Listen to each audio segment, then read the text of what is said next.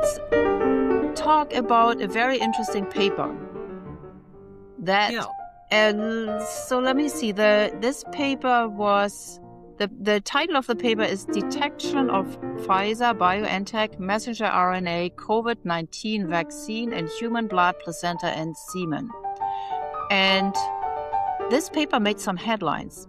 So yesterday evening, I started to prepare for the interview with you, Tom, and you had sent me the link to the article. So I clicked on the link and the paper is no longer there. It's no longer accessible. It's gone. Isn't that interesting? Yeah. So I can just quickly show that here, that the link is gone. The paper has been pulled. But there's no information about it. Nothing. It's just gone. Yeah, I know. And I think it's gone, Cornelia, because the evidence is so damning against the vaccines. They had to pull it down. I went on Clayton Morris's Redacted show on Tuesday to talk about it. Yeah, there it is. That's the same response I got. I'm going to refresh it. Also, so here it is. I'm going to refresh it. So that's the correct link. And there we go. 404. Sorry, cannot seem to find the page you were looking for. Well, I found it. It's like I said, it's right here. Here's the paper. Yes. And luckily you had taken screenshots of every single page and you sent me these screenshots.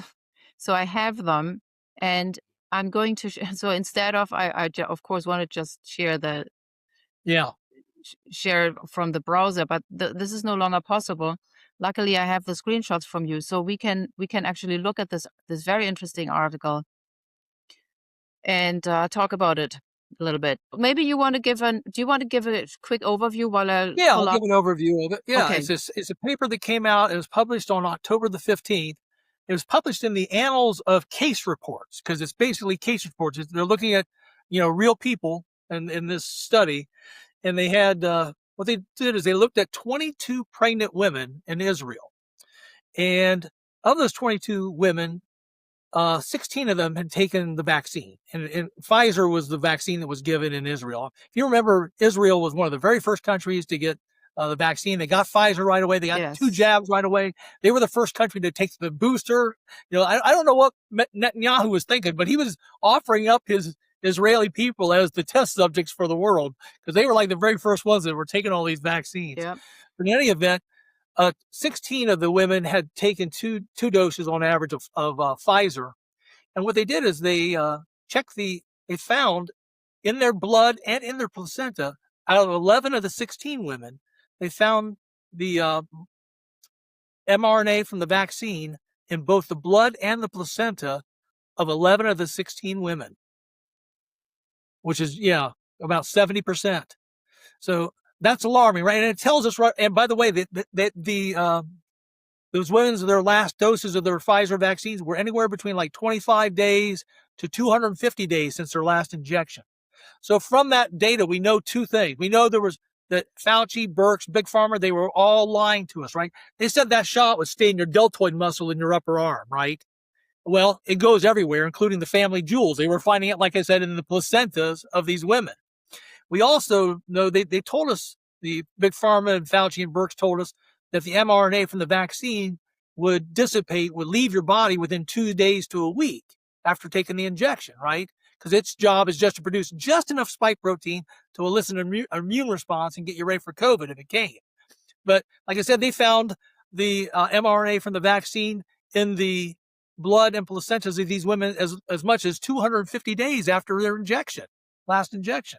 So it proves that those 2 things they said were lies, right? So that's scary in and of itself. And that's probably one of the reasons, or 2 of the reasons they pulled down the paper, right? So they don't want people to know about it. Now, what's interesting, if you go to page 3 of that paper. Yeah, can you see it? Is the text big enough here for you to read this? I can see it. Yeah. You can see it? Okay. Yes. Yeah. So here it is. It was published on the 15th of October, 2025. Right. And in the introduction, it's actually, when you read the introduction, it's very positive about the vaccine. So they have to do that in order to get published, Cornelia. That's a common thread with all these studies. They never talk bad about the vaccine. So here it says, so Comirnaty, so that's the Pfizer the Pfizer the mRNA COVID vaccine successfully reduced the occurrence of severe disease, hospitalization, and death, which is not true, which is well known now that this is not the case. In fact, that people who get the vaccine have a much higher risk of getting COVID than those who are unvaccinated. So let's go to, this is the first page. Which page do you want me to go to? The third one. The third one. Oh. I found this here interesting. See what they say. The persistence of Comirnaty vaccine mRNA in lymph nodes after vaccination was assessed by in situ hybridization of needle biopsies collected 7 to 60 days after the second dose of vaccination. The results show vaccine mRNA in samples from vaccinated individuals up to 60 days after the second dose. No later time points were measured, raising the possibility of vaccine mRNA remaining in the body for several months. So this is in the lymph nodes. They just threw that in here into the paper, but I thought that was interesting as well. Yeah. That they're they setting did the reader up for that sentence you have there that you have boxed, because that's the key point here. As we're going to see when we go in the tables, there's actually been transfer of the mRNA from the vaccine from vaccinated people to unvaccinated people, and we'll see that in a minute. Yes. So several studies have shown placental transfer of anti-SARS-CoV-2 antibodies. So just the antibodies following the immunization, but none have shown transfer of the vaccine mRNA itself. So they're referring here to studies in the past. Right. And they're setting you up for the fact that in this study, when they do this study, like I said, in 11 of those 16 pregnant women that were vaccinated, all 16 were vaccinated. Of those 16, they found the mRNA from the vaccine in the placentas of 11 of those 16 women. So that's what that first box is telling you, that in previous, nobody's found this. So what they're saying is our work is groundbreaking. This is the first time we've proven that mRNA from the vaccine can be found in the placenta. It's been transferred from the deltoid muscle up in the upper arm where the injection took place all the way down into the placenta where the woman has it.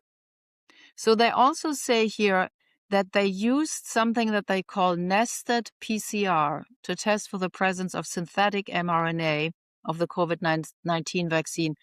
What is nested PCR? Yeah, it's a different type of technique that's supposed to be more accurate than just doing the PCR test. Where, remember when they were checking for COVID in people, they were using PCR tests that were going like, I think it was like 35 cycles, and the higher number of cycles and they ran, even higher, like 40, 35 to 40. Exactly. And the higher number of cycles they ran, the more unreliable the results became, right? They are claiming here, and I don't understand the technique entirely, but they're claiming here that they used a more precise technique to do the PCR test to detect the mRNA from the vaccine in these women. And it's a more reliable method than the standard 30 to 40 cycle thing that they used, that were giving a lot of false positives. Okay, so I just looked it up because I think it's important to understand this. So what they did is, it's very simple what they did. They did a first PCR test, and then they did another PCR test, but they did this PCR within the region that was amplified by the first PCR test. So that's what they call the nested one. So they did two PCR tests, but the second one was not just like a repetition. No, they zoomed into this area where they found the results in the first PCR test. So that's the nested PCR. So that means they could really find even just small traces of the mRNA, because doing it in this nested way really really picks up the smallest little fragment of mRNA in and they blood. can do that without having to use a high number of cycles, which makes the test more unreliable. Yeah, but exactly. At the cycle of 40, it doesn't really tell. You can, everybody. You can detect COVID in a tomato. So, and okay, good. So we clarified this. And then you Yeah. already said what they did here, that they collected is from 22 pregnant women. But you know what I was wondering about? Where was this? Yeah. Was it on this page or was it on another page? Because they say they did this between December 2020 and I don't know, sometime in 2021. They collected this from these pregnant women. It's years ago. Did you see that in the paper? I did not, but that doesn't surprise me. Like I said, Israel was one of the very first ones to get the vaccine. Yeah, And but the this fact, paper, the one of the paper things is that surprised appearing me, now. Cornelia, was the fact they used community, because that's, I think, supposedly the Pfizer version of the vaccine is based upon process 1, which is a more pure way of producing the mRNA. Remember, most of the world got what was called process 2, right?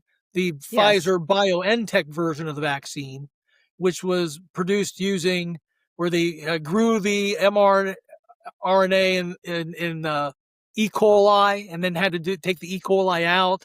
And you had the whole thing, the problems with the SV40. So this is even more alarming to me is if their pure version of the COVID vaccine, Pfizer's vaccine, the community version was used in these women. I think that's what it said. And they still had mRNA problems. So, if that's happening with community, what do you think's happening with the dirtier process 2 Pfizer-BioNTech version that most of the world got? Yes, like in the United States, like everybody got that because it took years for this other one to become available, and many months after Right. it was released to other countries. Still, I do not understand why the Comirnaty vaccine was available in Israel at that early day. That's an interesting question. I'm just trying to look. I'm just trying to find the date because I was so surprised by that. I mean, this article was published in 2025, so I thought they had looked at blood and placentas, etc. That they just did that a couple of months ago. But why it is that this paper comes out now when they did this? I mean, how can you explain that? Well, they may have sat on the results for 5 years because they knew it was so shocking what they found. They didn't want to cause vaccine hesitancy. Scandalous, right? I mean, if that is the case, that's absolutely scandalous. So let's go to the other page. Yeah. Let's go to page 3. Oh, here we go. I found it. Results. There it is. We studied 16 pregnant women who received Comirnaty COVID-19 vaccine during pregnancy between December 2020 and September 2021. See, there it is. They received, so the first December 2020, that was when just right after the vaccine was rolled out. That's right when it was rolled out to the world in December of 2020. Yeah. So these are some of the first women that got the vaccine. And apparently in Israel, they already had the Comirnaty. That's interesting too. So it was really early. It was December 20. That is 5 years ago. Yeah. So they did it then, and they are writing about this 5 years later, about the results. Right. Or did they freeze? I mean, how do you explain that? Did they freeze all these samples and then they decided to analyze them 5 years later or 4.5 years later? They don't talk about this. It's a weird. I thought it was kind of a confusing write-up of the whole thing, of the whole study they did, and they don't explain anywhere why this is. So many years have passed since these women had their blood drawn. And I suspect that they had their blood drawn and they did the test right there and then, don't you, Cornelia? But they sat on the results. I have a hard time believing they drew the blood and they just let it sit for 5 years. And, let's do a study here in 2025. I mean, especially with semen and seminal fluid and placenta. So they put these placentas into freezers and dug them back out 4 years later. I can't really believe that.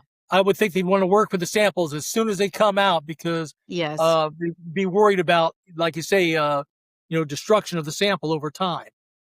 But isn't it interesting that they even did these tests, that they tested the placenta, that they tested semen? Well, so, they wanted to know. They wanted to know. Well, they probably, they might very well have known about the distribution of the lipid nanoparticles throughout the body that Pfizer knew about.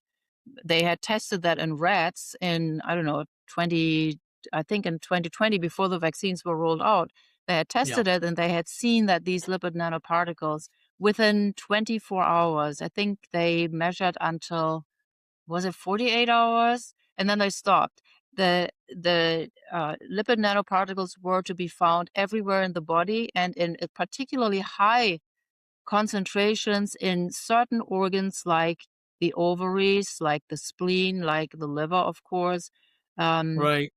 Nicholas So, Halsher, I remember, did that. He showed that they go everywhere, right? Those and so lipid once nanoparticles. you know about this, I mean, that was known already at that point back then. Right. So once you know Right. that, I mean, I would have been very interested to do exactly what these guys had been doing back then. Yeah, you're right. Good Okay, point. so uh let's So yeah, if see. that box down there, yeah. Go ahead. Yeah, so one interesting point here is, as expected, they say RNA presence in both blood and placenta diminished with time from the last vaccination received. Hmm. Vaccine sequences were detected in blood and placenta of subjects. Oh, actually, we know exactly when they did this, because they told us. So they tell us. Well, yeah. So I think they must have done it then, because they tell us exactly how many days had passed since they had received the vaccinations. Vaccine sequences were detected in blood and placenta in 88% of subjects who received their last vaccination less than 100 days prior to sample collection. So that's when they collected. We know exactly when they Right. collected the samples. And it stands to reason that they then also, when they collected the samples, and they did that at a certain point in time, that they also did the analysis then. In samples collected Absolutely. between 100 and 200 days, so that doesn't mean it was a different day. It was just that the people had received the vaccination a certain number of days And that prior result, you notice, to that was collection. shocking there, that sentence you just said. And samples collected between 100 and 200 days from the last injection, the vaccine RNA was detected in 60% of the subjects. So it Yes, was still the majority of the subjects, even 100 to 200 days after they had their last shot, still had detectable amounts of the mRNA from the vaccine in their blood and correct. placenta. Correct. And That's then, while in about half of the women examined, vaccine RNA was still detectable after more than 200 days from the last vaccination. wow. So, you know, what they should have done is, I think, because it's very confusing. When I first heard about the article and read about the article, I did not realize that these samples had been taken 4.5 to 5 years ago. No, that's not correct. 4.5 years ago, about 4.5 years ago. I Yeah. had not realized that. I think maybe people aren't aware of it. I thought it was recent. But now that we know this, I think what they should have done, in addition to publishing these results, is to go back to these people and take blood again, and Yes. Good and idea. test the semen, test the seminal fluids for the men, and find out whether they can still detect even just traces of the vaccine RNA in their blood and semen. That would have been Excellent very, very suggestion. interesting. Excellent suggestion, Cornelia. That would be interesting to see what they come up with. Absolutely. Now, so if you scroll down to the bottom there, you'll see the table with the actual results. Yeah, yes, but this is here very, so they just say, interestingly, vaccine sequences were detected in both the blood and the placenta of 2 of the 6 non-vaccinated women. So Yeah. a third of them had a mRNA, and later on they say it was traces. It wasn't very much, but it was detectable with this nested PCR method. And then one of these non-vaccinated women had the vaccine sequences in blood alone, which means, so in 50% of the non-vaccinated women, they did find the vaccine RNA. Yeah, they did find it in That's the non-vaccinated. real These findings, shocker in this paper, isn't it? The 6 women that were in the study that were unvaccinated still had detectable amounts of mRNA in either both their blood and their placenta, or just their blood. And it's just, of course, and that points to shedding, right? The yeah, and first they thing were I thought of is maybe their male partner that got them pregnant is the one that gave them the mRNA, right? And so, it's been and then shed. they must have been shocked about this, because they say here these findings were validated using 2 independent concentration assays. Yeah. They Didn't got shocked, expect so they did a that. test again. Right on. And again, they would have found that out, 4.5 years ago if they And did sat the on it. testing Didn't tell then. us about it. Yeah. They didn't talk. And that's the tragedy and the sin of all this, isn't it? Is they did this test, like you say, 4 or 5 years ago, and they sat on the results instead of and they waited to publish it until 2025 when they finally figured, hey, maybe the veil's lifted now. We can at least get this paper published when they couldn't before, because it would have caused vaccine Yeah, I mean, hesitancy. they really should have. I mean, that's at least what I assume.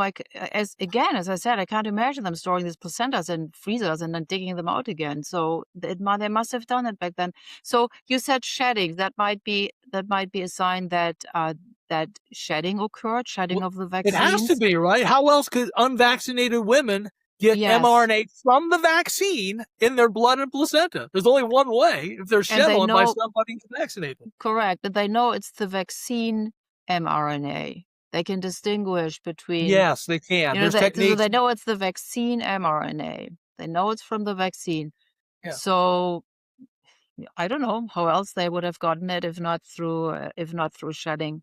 And that's Right. also when I talked to Hervé Seligman, the biologist I told you before earlier, he had some results that shocked him so much that he told me he couldn't even publish the results first because they seemed so bizarre and so shocking and so terrible that he said he waited 2 additional months to get more data and to validate his findings because he psychologically had a really hard time believing it and dealing with it. So what he found was when he did his analysis of mortality, and he had data from Euromomo, which is a European vitals database. He had data from New Zealand, from the Very Young League, and he had also data from the Israeli Health Authority. And he said that what he saw was that the deaths and the mortality in children in the first half of 2021, when the vaccines were given to adults, not to children at that point, that the mortality of children started increasing from, there was something like April 2021. They went down, mortality for kids went down between January and March, it kind of went down.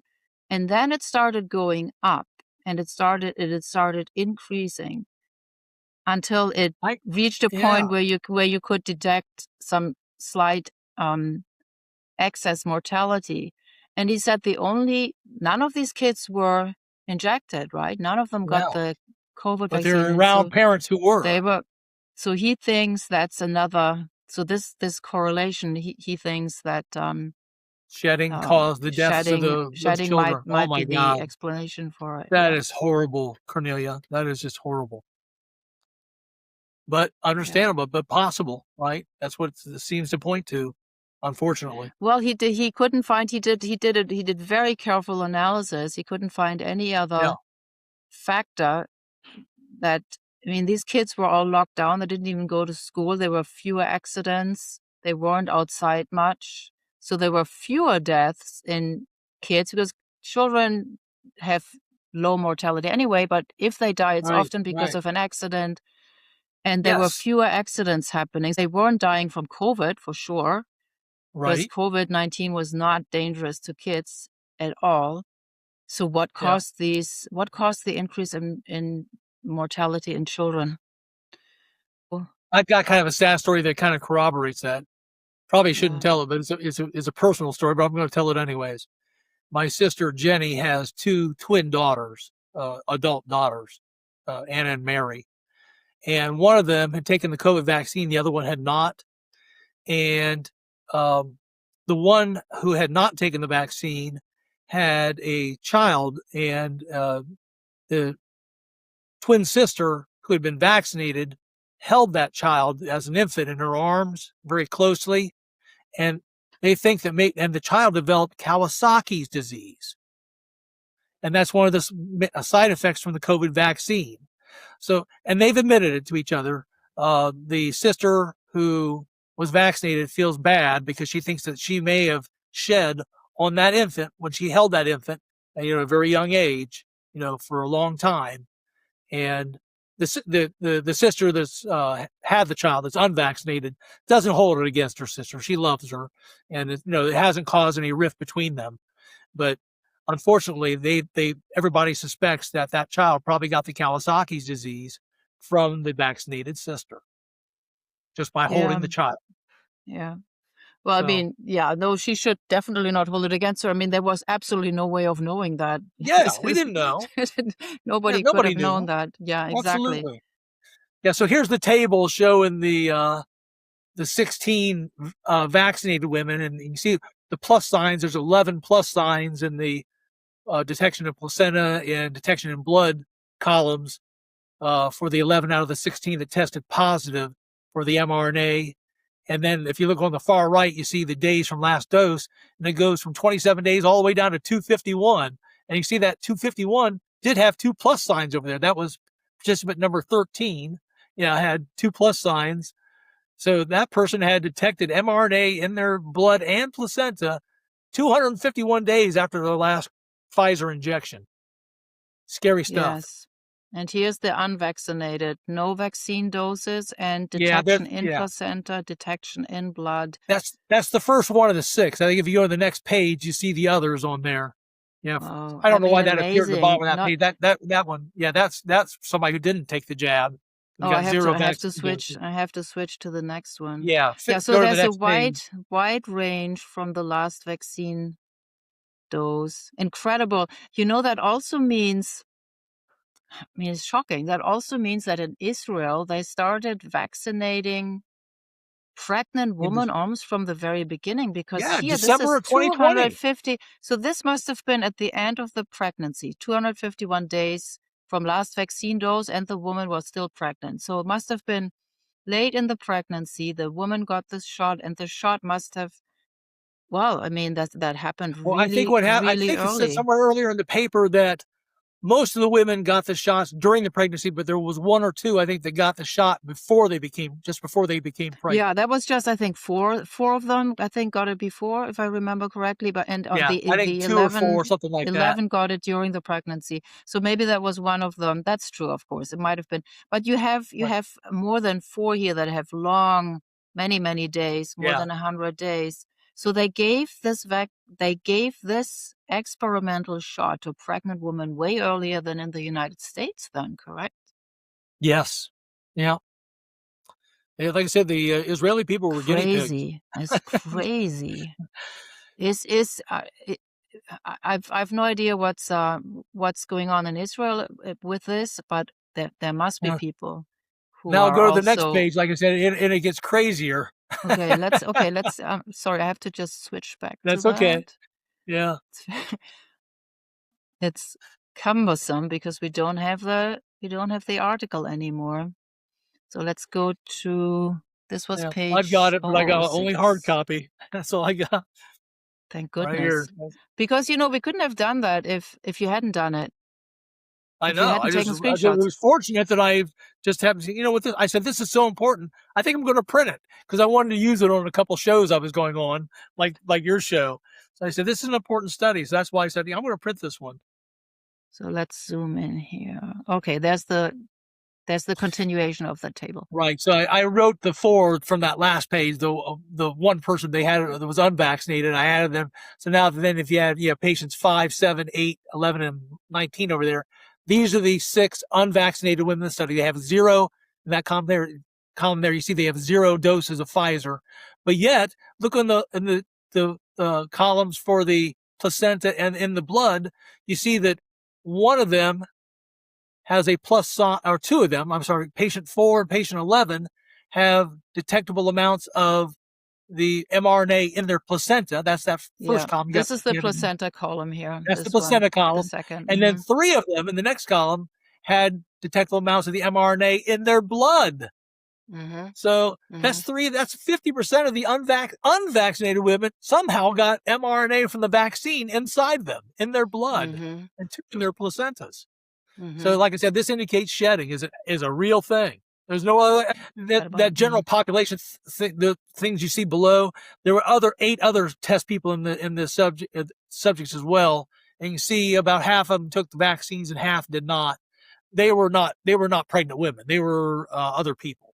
So the study didn't talk much about them. The main point is these guys here, the general population. So one of them took the Sputnik vaccine. That was the Russian. Yeah, that's the interesting. Russian vaccine, and that was not an mRNA vaccine. No.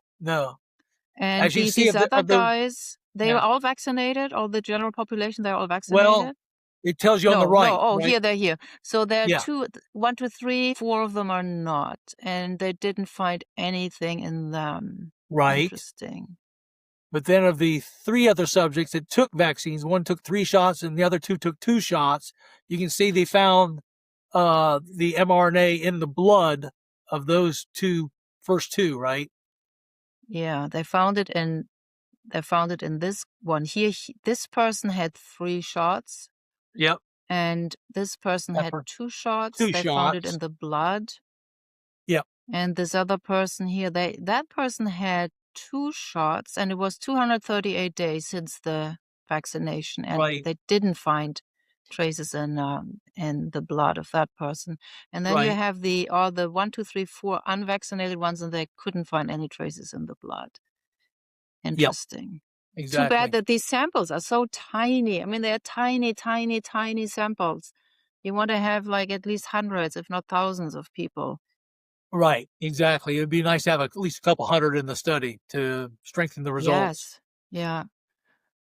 But this is still very alarming, right? Because like I said, in those 6 unvaccinated women, 3 of them wound up having detectable amounts of the vaccine's mRNA in their blood, and 2 of them actually in the blood and the placenta. So not a good situation. And again, like I said, it shows that Fauci and Birx were lying to us. And so the big pharma. Right. And for the vaccinated ones, let's go back. Sorry, I have to switch back to the other one.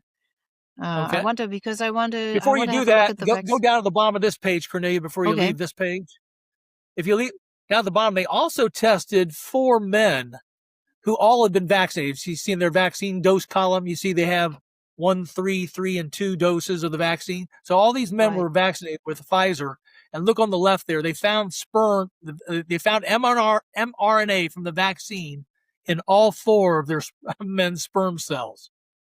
100%. So, like I said earlier, those unvaccinated women that still had detectable amounts of mRNA in their blood and placentas, that probably is because they hooked up with a vaccinated male, right, who has mRNA from the vaccine in his sperm or seminal fluid. Well, I think, maybe, or maybe not. Maybe that wasn't even necessary.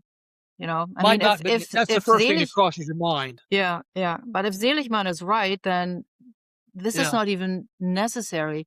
But this guy here, he got 61917, participant ID 61917. He got 2 doses. Days from the last vaccine dose was 168 days. So he got that vaccine really, really early. And they still found mRNA in his sperm cell. Still in his sperm. Wow. It was still, I mean, sperm is produced like every single day, right? It's not something that hangs around forever. Right. It's something that is freshly produced. So it's freshly produced every day, and it still had vaccine mRNA in it. 168 days later. You know what else is freshly produced? The mRNA from the vaccine freshly produces spike protein all the time in your body. Exactly. That's a very good point. And this is exactly what they don't say that here. Do they talk about this? No, they don't dare say it. They don't say it, but I mean, it stands to reason that if so many days, even 200 days after vaccination, you still get all this presence of vaccine mRNA. It stands to reason that is because there is still, it's still being produced. Amen. The spike protein is still being produced in the body. Yes.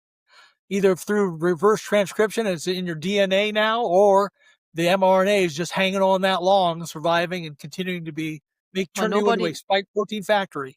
It can't be turned off. Nobody knows. Isn't it absolutely unbelievable that nobody knows when this turns off, if ever, and that there is no mechanism somehow to stop the production of the spike protein, and that nobody was told this? Well, Cornelia, that cannot be true, because remember, they told us it's safe and effective. Exactly. It's very cannot be safe. true. Tom, look at this here. These guys, this one here, this man, 76915. He got 3 vaccine doses, and 76894 also got 3 vaccine doses. And the day from the last vaccine dose was 14 and 27 days. That's also shocking. You know, that means that in Israel, there were people who had received 3 doses of the vaccine. So that was the first booster, like half a year after rollout of the vaccines. Well, yeah. Yeah, they lined up quickly for the vaccine. They were very trusting, the Israeli population. I'm not sure exactly why they were so trusting, but they were. Like I said, they didn't understand that they were guinea pigs in a world experiment. I wonder what kind of excess deaths they have in Israel. So Seligman worked with the Israeli data very early on and 10% found plus excess mortality, like all the other Western nations over the last 4 years. That's what we've seen in the United States, Canada, UK, Australia, most of Europe. I wanted to see if there was some sort of correlation between the number of days that had passed since vaccination for the pregnant women that were vaccinated, and where it showed up, whether it showed up in placenta and blood. There or was only generally blood. But remember, the paper said if it was under 100 days, those women tended to have more detection of it in both their placenta and their blood, whereas after 100 days, there were less of them that had it detected in their placenta and their blood. But that's remember, true. it was still It was still 60%. Right. Okay. Yeah. Okay. Yeah. But there was a slight correlation there. The longer it was from their last dose, slightly less women had it detected in their mRNA detected in their blood and placenta. Okay. So now let's go to the last page I have here. All right. So now there is this last part here. They call it discussion. Yeah. So I was surprised about this. Still, they say, the presence of vaccine mRNA in the placenta itself does not necessarily reflect transplacental transfer. What do they mean? I don't understand that either, because it's like saying that's like they're trying to say that you can't quite trust our results. What? It does show. Well, it's in the placenta. So what? So it's in the placenta. They talk about transplacental transfer in this study, and now all of a sudden they say, well, the fact that we find it in the placenta doesn't necessarily reflect. Maybe they mean that just because you found the mRNA from the vaccine in the woman's placenta doesn't mean it eventually got through to the infant, to the baby. It didn't transfer to the baby. So maybe what they're saying is it may have just stayed in the placenta and not made it on into the child. That's what I thought too at first, but then I looked back in the in this article to see where they mentioned transplacental transfer, and it seemed to me that was not what they meant. So, but yeah, maybe you're right. Maybe that is what they mean, that it goes through the placenta into the fetus or the embryo. What do you think? I mean, if it made it from your deltoid muscle in your upper arm all the way down to your placenta, what's going to keep it from going from the placenta on into the infant as the infant's being nourished by the placenta during pregnancy? We know that it does, because we have seen the increase in fetal deaths, huge increase in fetal deaths, huge increase in miscarriages, and we have also seen that the fetal deaths are caused by things that are unheard of. For example, I know that because I talked to Nick Holscher about it. There was an interesting article that we discussed, or a study that looked into that. So there are fetal deaths caused by something like cardiac infarction in the placenta. Yeah. So the placenta is starved of oxygen, and of course then the child is starved of, the child dies too. So very strange things. And there was the study had data about how often such a myocardial infarction occurred in the placenta in previous years, and then since the shots were rolled out, and there wasn't like a single one, and there were several such very strange causes of death that didn't either occurred extremely rarely before, or even not at all. There was like a 0 in the column. It's funny you mentioned that, because even one of the Tennessee embalmers that responded in my Tennessee survey, I only had like 3 comments out of the 28 embalmers that took that survey here in June of 2025. One of them said, though, he said, I've noticed more deaths, infant deaths, around the 19th week of pregnancy.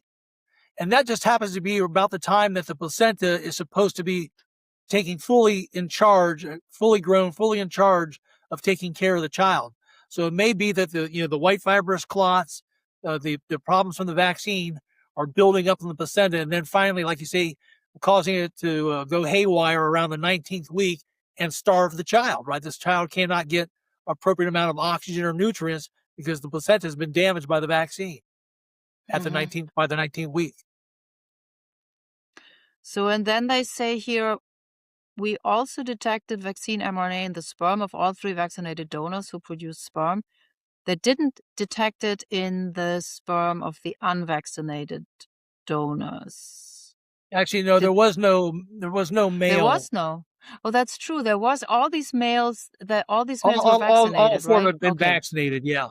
Ah, too bad. They didn't do any on unvaccinated. Yeah, I could have volunteered. Yeah, I mean, that's too bad.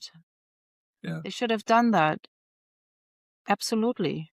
They had only, I mean, I don't know, they squeezed in these 6 unvaccinated women. Luckily, they have at least 6 unvaccinated women. Yeah. But they didn't have a single unvaccinated man from whom they collected sperm. What a pity. But, I guess it's, well, better. I We wouldn't be still gleaned surprised a if they lot would out have of it. found. Even at 22, we gleaned a lot out of it. Yeah. So, and then they say we detected vaccine mRNA in the blood, placenta, and semen of some subjects over 200 days post-immunization. Yeah. The use of nested PCR with 20 and 35 cycles in the first and second PCR. So in the first PCR, they used a cycle, they used 20 cycles, which is low. Right. And then in the second one, where they zoomed into this area where they had found the mRNA, they used 35 cycles, which is very high. Yeah, that makes the results a little suspect, doesn't it? Yeah. So this is very high. So I wonder why they did that, because at 35 cycles, way too high. They shouldn't have done more than 30 cycles. So they used 35 cycles in the second PCR, and then you have to combine that with the 20 in the first one, combined with relatively large amount of RNA used for analysis, enabled detection of even very few vaccine molecules. So I wonder, what do you think after reading about the PCR test and how unreliable it is at high cycle rates? How reliable is the reliable findings of the paper? Yeah, I mean, how reliable are the results? It does put it into some question, doesn't it? So that's exactly why this kind of study should be repeated, right? And this actually should have been done years ago, right? The fact that it hasn't been repeated, to me, tells me that they probably have accurate results. Because if somebody did rerun the test and that is pro-vaccine, and they found the same results these people found, they would bury the results, right? If they did the same test these people did and blew their results out of the water, said, hey, you did this wrong, you used too many PCR cycles, they would have published that right away. The fact there is no published paper refuting this paper tells me that these people are probably on the right track. Their findings are probably accurate. So, but it calls for the test to be reproduced, right? Absolutely. Yes. That's what science is all about, right? Get more people in the study, like you said, and some more unvaccinated people in the study. Do the exact same thing they did here, except for maybe lower the PCR cycles and see what kind of results you get. Yes, I agree. I agree. They totally should have repeated it. They should have used lower cycle rates, and they should have had a much larger samples. So then they say here, we found no indication whether the full-length vaccine mRNA is still present after more than 200 days in the body. Now, as far as I can tell, they didn't do any tests more than 200 days in the body, or did they?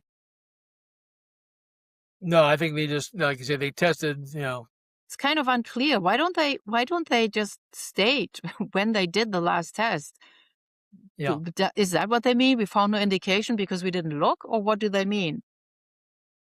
It's, I think this is it's not rigorous. I want to know exactly when was the last day, how many days, and then, well, we cannot make any statement about what happens when more than 200 days after vaccination have passed, because we haven't done the tests. Agreed. And then they talk here about these thousands of mapped reads covering 86% of the vaccine mRNA in the blood 15 days after vaccination. Yeah, so that was interesting, suggesting that in some cases, full-length vaccine mRNA can remain in the blood for extended periods of time. So not just little fragments or pieces, but the entire full-length vaccine sequence, apparently. Correct? Right. And then the encapsulation of the mRNA within nanoparticles, yes, together with the modifications to the RNA nucleotides, appear to bestow enhanced stability, yes, on the vaccine mRNA. So stable that we don't want to get rid of it. Those Nobel Prize winners, right? They replaced the uridine with the pseudomethyl uridine, right? Yes. Yeah, and that's exactly. what enabled the mRNA to stay in the body for an extended period without breaking down. And this here I put into this red box because it's very important. They say in 2 of the 6 non-vaccinated mothers considered here, trace amounts of vaccine RNA were detected in both the placenta and blood. So they stress that it's trace amounts because so take together trace amounts, so tiny amounts, and they are finding it with a way too high cycle rate in the second PCR test.